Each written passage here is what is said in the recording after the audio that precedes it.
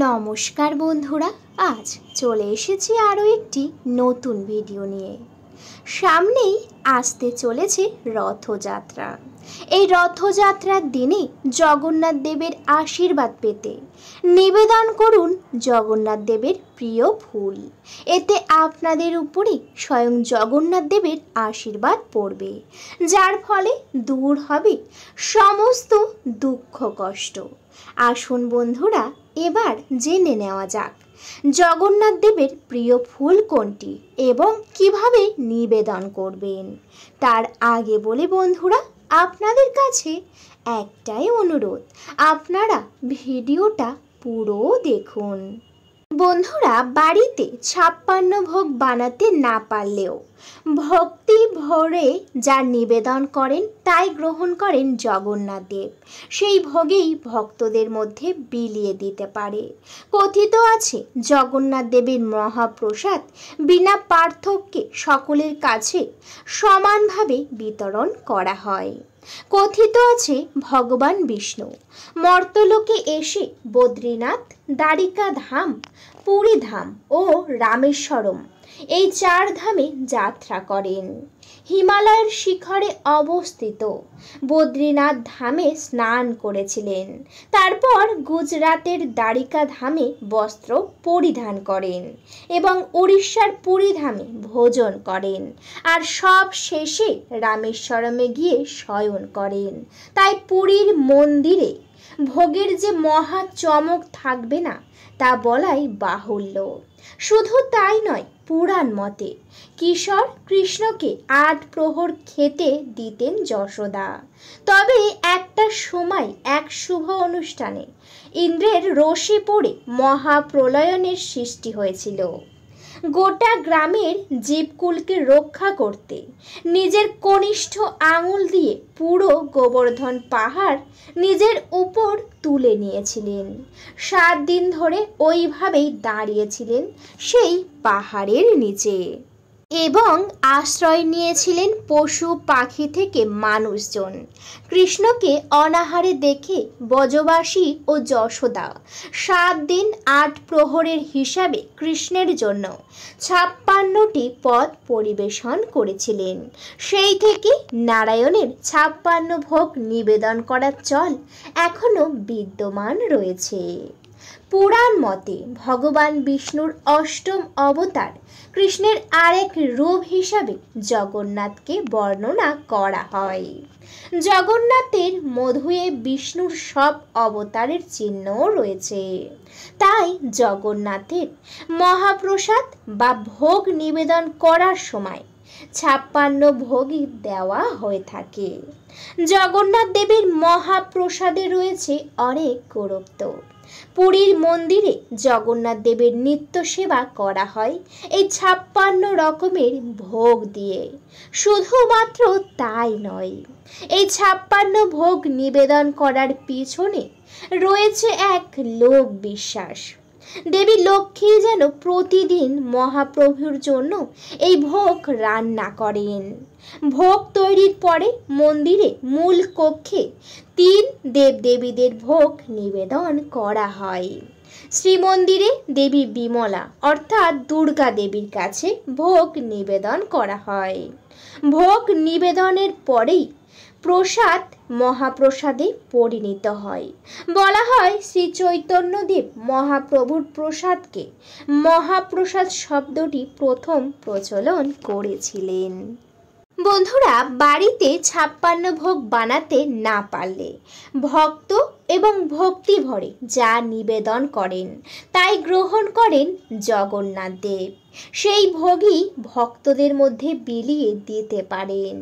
কথিত আছে জগন্নাথ দেবের মহাপ্রসাদ বিনা পার্থক্যে সকলের কাছে সমানভাবে বিতরণ করা হয়।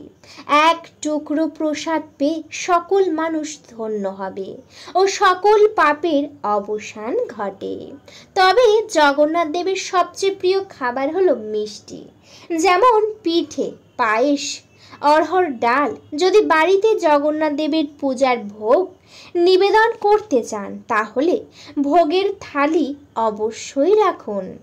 অন্য কণিকা, এক বর্ণি মিষ্টি অড়হর ডাল, নারকেল দিয়ে লাল শাক ভাজা, নারকেলের বড়া, মালপোয়া, কাকারা পিঠে, সুজির ক্ষীর, চিড়ে জিরা, আখের গুড়, রম্ভা ও খাবারের পর খান। জগন্নাথ দেবের প্রিয় ফুল এবার কি আমরা জেনে নেব।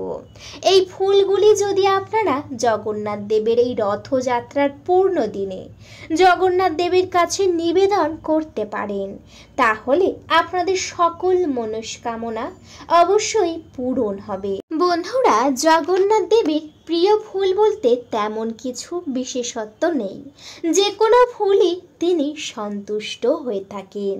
তবে জগন্নাথ দেবকে কখনো জবা ফুল নিবেদন করা হয় না। এছাড়া ভক্তরা মন থেকে ভক্তি ভরে যে যে ফুল নিবেদন করে তার সবই গ্রহণ করেন মহাপ্রভু। শ্রীকৃষ্ণের সঙ্গে জগন্নাথ দেবের অনেক মিল রয়েছে, তাই শ্রীকৃষ্ণের পছন্দের ফুল নিবেদন করা চলে। যেমন কুমুদ, রক্তকরবী, মল্লিকা, চম্পা, টগর, পলাশের পাতা, ফুল, দূর্বা, বনমালা, তুলসী, পদ্মফুল এবং গাঁদা ফুল অর্ঘ্য হিসাবে আপনারা নিবেদন করতে পারেন। যদি একান্তই এতগুলি ফুল আনতে না পারেন বা একটাও হয়তো পেলেন না, সেক্ষেত্রে আপনারা অবশ্যই গাঁদা ফুল নিয়ে আসতে পারেন। জগন্নাথ দেবের অত্যন্তই প্রিয় এই গাঁদা ফুল বলা হয়। তাই আপনারা এই রথযাত্রার পূর্ণ দিনে অবশ্যই প্রথমেই ব্রহ্ম মুহূর্তে ঘুম থেকে উঠবেন। ঘুম থেকে উঠে ভালো করে স্নান সেরে বাড়িঘর পরিষ্কার শুদ্ধ করে গঙ্গার জল ছিটিয়ে একটি শুদ্ধ পোশাক পরে নেবেন। এই দিন আপনারা চেষ্টা করবেন একটু বিশেষ ভালো রঙের পোশাক পরা, অর্থাৎ যার রং থাকবে লাল এবং সাদা, এমন কোনো পোশাক থাকলে অবশ্যই আপনারা পরে নেবেন। তারপর আপনারা সোজা শুদ্ধ পোশাক পরে ঠাকুর ঘরে প্রবেশ করবেন। প্রত্যেক বাড়িতেই দেখা যায় জগন্নাথ দেব সর্বদাই বিরাজমান রয়েছে। যদি আপনাদের বাড়িতে একান্তই না থাকে, সেক্ষেত্রে এই রথযাত্রার দিন বাড়িতে আনতে পারেন। হয়তো ফটো রয়েছে, সেই ফটোতেও চাইলে আপনারা পূজা করতে পারেন।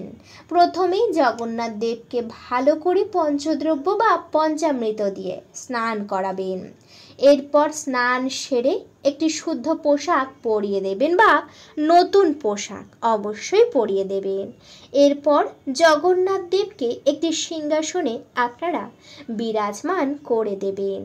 যদি সিংহাসনে একান্তই না থাকে, সেক্ষেত্রে আপনারা চাইলে একটি বেদি তৈরি করতে পারেন। সেই বেদির উপরে জগন্নাথ দেবকে সুন্দর করে বিরাজমান করে দেবেন। এরপর জগন্নাথ দেবের গলায় একটি গাঁদা ফুলের মালা বা যদি রজনীগন্ধা থাকে রজনীগন্ধার মালা অবশ্যই পরাতে পারেন। বন্ধুরা, তারপর যখনই মালা পরানো সম্পূর্ণ হয়ে যাবে, ধূপ প্রদীপ জেলে আরতি সম্পূর্ণ করবেন। এরপর আপনারা কিন্তু ভোগ নিবেদন করবেন। 56 ভোগ একান্তই না পারলেও অন্তত 5 রকমের বিশেষ মিষ্টি নিয়ে আসবেন বা নিজের হাতে পায়েস বানিয়ে অবশ্যই ভোগে নিবেদন করতে পারেন।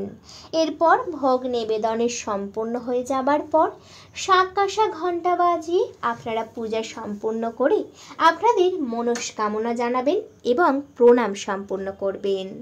এই পূর্ণ দিনে যে ফুল আমি বলে দিয়েছি অবশ্যই নিবেদন করার চেষ্টা করবেন এবং জগন্নাথ দেবের প্রসাদে তুলসী পাতা দিতে একেবারেই ভুলবেন না। এই কাজটি অবশ্যই করবেন এবং জগন্নাথ দেবের চরণেও অবশ্যই তুলসী পাতা দেবেন। বন্ধুরা, যখনই আপনাদের মনস্কামনা একেবারেই বলা হয়ে যাবে, প্রণাম সম্পূর্ণ হয়ে যাবে, তারপর আপনারা ঠাকুর ঘর ভালো করে মুছে বাইরে অপেক্ষা করবেন, যাতে সমস্ত ভোগ সকল দেবদেবী সহ জগন্নাথ দেব যেন গ্রহণ করেন। এদিন বাড়িতে একটি নতুন রথ এনে আপনারা রথটা ভালো করে পূজা করতে পারেন এবং সেই রথে জগন্নাথ দেবকে বসিয়ে আপনারা বাড়িতেই সেই রথের পূজা করুন। এতে কিন্তু অনেক পুণ্য অর্জন হয় এবং জগন্নাথ দেবের আশীর্বাদ অবশ্যই পাবেন। বন্ধুরা, আশা করি ভিডিওতে আপনারা পুরোটা বুঝতে পেরেছেন। ভিডিওটা এই পর্যন্ত। ভিডিওটি যদি ভালো লেগে থাকে অবশ্যই ভিডিওতে একটি লাইক করবেন, শেয়ার করবেন এবং সাবস্ক্রাইব করে আমার পাশে থাকবেন। আজকের মতো আমি বিদায় নিলাম। সবাই ভালো থাকবেন, সুস্থ থাকবেন। সকলকে জানাতে চাই অনেক অনেক ধন্যবাদ। হরে কৃষ্ণ। রাধে রাধে।